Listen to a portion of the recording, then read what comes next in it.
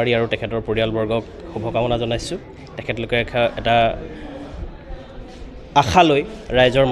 ৰাইজৰ কাৰণে আগবঢ়াই দিছে ফেমি স্কাই গাৰ্ডেন মই আশা ৰাখিছোঁ ভগৱানৰ ওচৰত প্ৰাৰ্থনা জনাইছোঁ তেওঁৰ যি আশা লৈ এই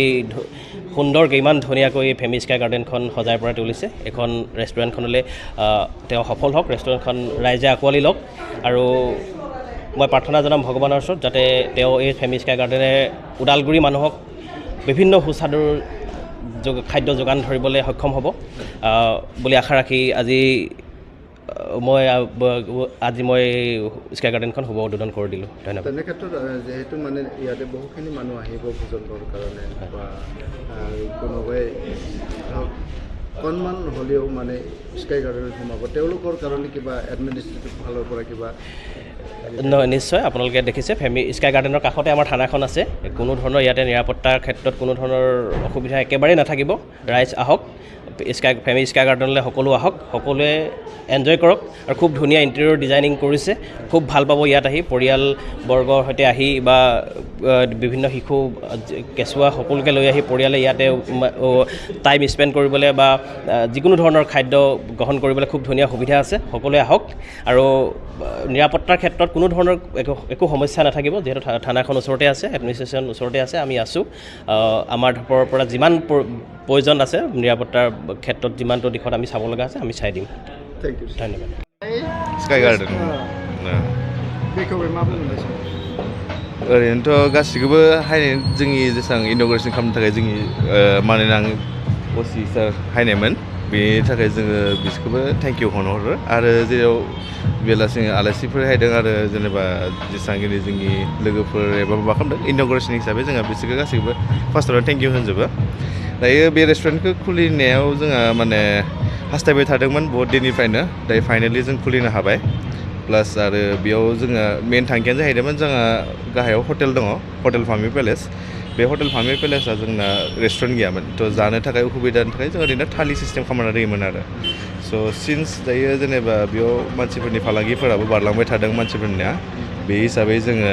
माने जाय अडिटरफोर हायो बाहेरनिफ्राय बाहेरनिफ्राय सोरबा खामानि मावग्राफोर एबा सार्भे खालामनोफोर हायो बिसोर थाफैयो बिसोरो मोजां जाग्रा नागिरो दा जोंनियाव रेस्टुरेन्ट गैयैखाय बेलेगाव जाहैनांगौ जायोमोन आरो बुस्थुआ ओमफ्राय बिस्राबो माहाय उसुबिदा जायोमोन माने खायसे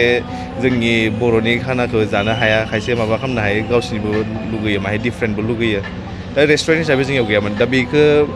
मेन रिजनानो बेनोमोन आरो बुस्थुआ दायो बे हिसाबै जोङो माखौ जोङो डिफारेन्ट लाबोनो हायो बेखौ साननायमोन दा डिफारेन्ट लाबोनो हायो होननानै जोङो साननायाव जोङो सि फुड ओमफ्राय कन्टिनेन्टेलखौ जोङो बे उदालगुरि एरियायाव सानदों आरो नर्थ इण्डियान ओमफ्राय चाइनिसबो मोनगोन बाट मेनलि जोङो कन्टिनेन्टेल ओमफ्राय सि फुडाव जोङो मा होनो कनसेन्ट्रेट खालामगोन कन्टिनेन्टेलाव होनना बुङोबा ओमफ्राय सि फुडाव अक्ट'पास स्कुइड ओमफ्राय टाइगार प्रन्स बेफोरनो सि फुडाव गोलैबाय बासा फिस बेफोरो आरो बायदि बायदि जोङो आरो एभ्रि पुजास एभ्रि माने जोङो इभेन्ट्सफोराव जोङो गोदान गोदान आइटेम्स लन्च खालामबाय थागोन आरो लासै लासै दायो जोंनियाव एक्सक्लुसिभलि जोंनि स्पेशला दिनै 28 सेप्टेम्बर होनना बुङोबा दिनै जोंहा ग्रिल फिश दङ आरो स्पेशला ग्रिल फिश ओमफ्राय अक्ट'पास स्पेनिश अक्ट'पास दा जायफोरा जानो दिनै 10% डिसकाउन्ट दं बा up to 15% हालागै डिसकाउन्ट जाहैयो आरो जायफोरा लाकि जाहैयो आरो बुस्थुआ स' बेसांखौनो बुंनानै माबा खालामनो थाखाय औ बर'नि खायद' होनो बुंबा थालिया थाखागोन बर'नि थालि जे नोंहा पर्क थालि अमा लकेल दाउ थालि बेफोरो जोंनिया थाखागोनखा माने आला कार्ट सिस्टेमाव जागोन जेनेबा नोङो अमा बेदरखौ बेलेग माने अर्डार खालामनांगोन राइसखौ बेलेग अर्डार खालामनांगोन थालि सिस्टेमै जेनेबा मोनसे माबा बुंनो थाङोबा बे नोङो माने कम्पाइल खालामनानै माबा खालामनाय जागोन आरो बुस्थुआ बिदिनोसै आरो अक्ट'पास थानायनि खोथाखौ बुंदों बे अक्ट'पासखौ बबेनिफ्राय साप्लाइ लादों दायो जोङो कलकातानिफ्राय साप्लाइ लादों जिहेतु असमाव बे साप्लाइआनो जाया दासिम माने बिसनिया जोंनिया मा जादों दायो अक्ट'पास आरो जेसेबां सि फुड दं जेनेबा जोंनि सि फुडनि जेसेबां आइटेम दं बेफोरो नोंहा मा होनो फ्र'जेन जानो हायो दा फ्र'जेन जानानै जेनेबा बेयो नोंहा ट्रेनजों हायो जोंना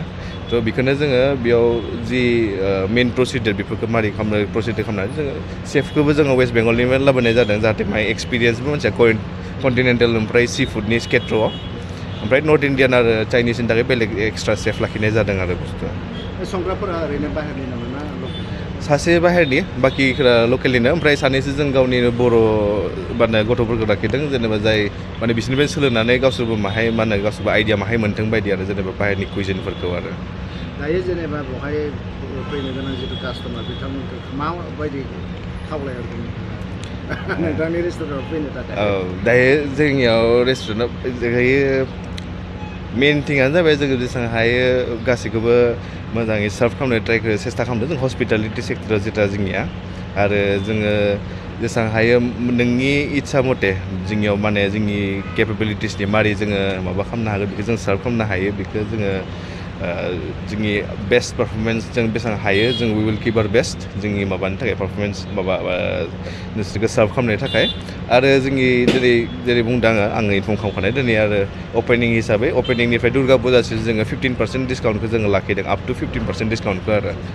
आरो उफोराव जोङो जेनेबा बायदि माबाबो दं जेराव खायसे मानसिफोरा जेराव नोङो ओरैनो बेलासियाव जेबो जायाबाबो ओरैनो माबा मोनसे साहा आरि लोंनानै जेनेबा माबा मोनसे चिल खालामनो हायदों थान्दा ओरैनो लोगोफोरजों रायज्लायनो हायदों बिदिबाबो नोङो ओरैनो हायजायो आरो बुस्थु एन्टारटेनमेन्टनि माबाफोर थागोन नामा बेयाव एन्टारटेनमेन्टआव नोंहा माने जोङो दायोथ' माबा खालामाखै माने माहाय हथारै खुलिनाय जादोंमोन नालाय दायो जोङो इभेन्ट लादों जोङो दुर्गा फुजाफोराव लानो सानदों स्टेज आरिबो जों बनायनानै दोनखादों थारमाने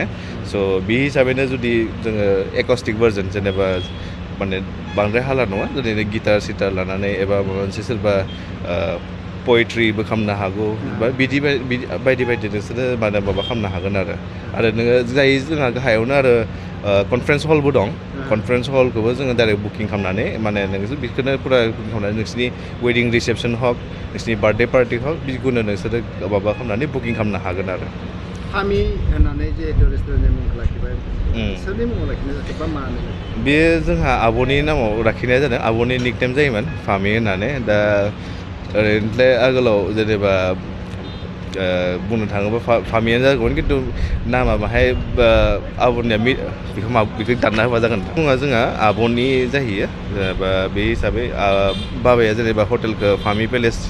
आब'नि नामावनो लाखिनाय जेनेबा जों बे सानदों जेनेबा बेखौनो जोङो ब्रेन्डै बनायलांनो होननानै जेनेबा जोङो माबाखौबो रेस्टुरेन्टखौबो फामिनिनो माबा खालामनाय जाबाय आरो थ' बेसेबांनो जोङो रेस्टुरेन्ट हारि खुलियो बेखौ जोङो फामिनि हिसाबै जेरै हस्पिटालिटि सेक्टरखौ माने हटेल हक रेस्टुरेन्ट हक बेखौ जों फामिनि नामाव माबा खालामनो होननानै बेखौनो मोनसे ब्रेन्ड बनायनो सानदों आरो बे हिसाबै आरो बेनि लोगोसे माबाफोर ब्रेन्ड दंबाय नामा ओरैनोथ' दाथ' गैथ'वा खिन्थु जोङो माने ओरैनो हटेलफोर जोङो माबा खालामनो मेनेज खालामो स' बेयाव जों मालायनिखौ मेनेज खालामना होनाय जायो आरो थेंक इउ अके